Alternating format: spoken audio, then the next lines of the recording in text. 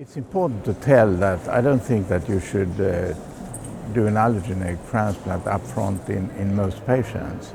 but in certain high-risk groups with certain specific chromosomal aberrations like del-17 combined with other chromosomal aberrations, for example del-13, the deletion of the chromosome 13, the group by Stefan Knopp and others in Würzburg, they have shown that you can obtain practically the same overall survival in these patients with allogeneic transplants as you can in a population that is not high risk. And I think this is really something very important.